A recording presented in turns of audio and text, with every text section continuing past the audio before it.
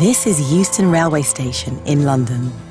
It's a place of fusion and diversity, with people from all cultures working and passing through. But it wasn't always that way. As recently as 1966, at some British railway stations, black people weren't allowed to work in jobs where they came into contact with the public. But this man, Asquith Xavier, was determined to change that. I've come to Chatham in Kent to meet Asquith's son Robertson, daughter Maria, and niece Adrina. People used to come to him for advice. He was like the head of the family then. As the youngest daughter, he was very protective towards me. I remember a lot of the time sitting on his lap or he holding my hand.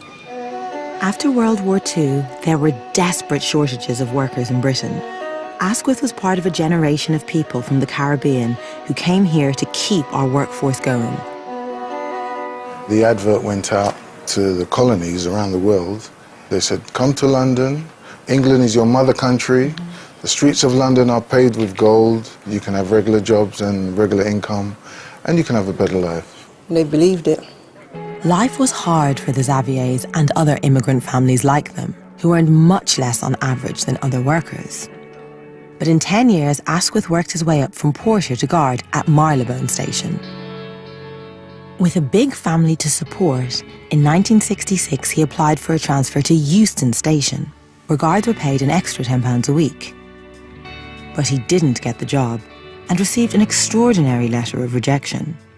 It was an unwritten law that they wouldn't have any ethnic minority people to meet with passengers. What kind of jobs were black people allowed to do?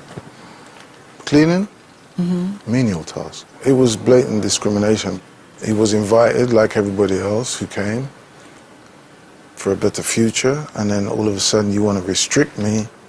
It didn't make sense. Asquith had a battle on his hands. The letter he'd received had been signed off by members of the National Union of Railwaymen, the very people supposed to be supporting him. But he wouldn't take no for an answer. He kept lobbying the union until eventually MPs and British Railways managers started to take notice. On the 16th July 1966, amid intense media pressure, he got his victory. There is no colour bar now of any description at Euston. But celebration was short-lived, and before long, Asquith received death threats. The One Show has uncovered some information about what he went through that not even his family has seen before. So that's kind of scary for me, looking at that colour guard threaten. He has handed 3 anonymous letters to British Railways Police. One promised that his throat would be cut. Another said, when you get to Euston, you will wish you had never come. So I've never seen that before, and I feel very hurt. I feel very hurt by that. That's quite shocked me.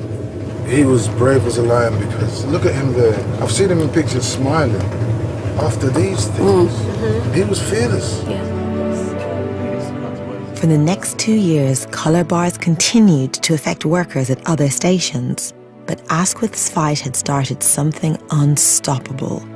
In 1968, the Race Relations Act made it illegal to refuse someone employment on grounds of their race. Asquith's achievements have never been publicly commemorated. But now, after 50 years, the One Show has a surprise for his family.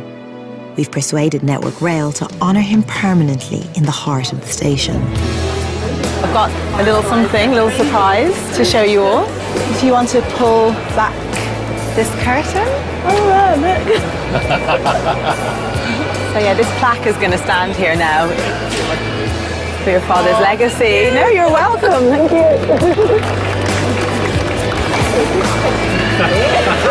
Must be really emotional. It's indescribable, really. When we came in there, I think it knocked us all sides. I'm very happy today. I'm very pleased this happened.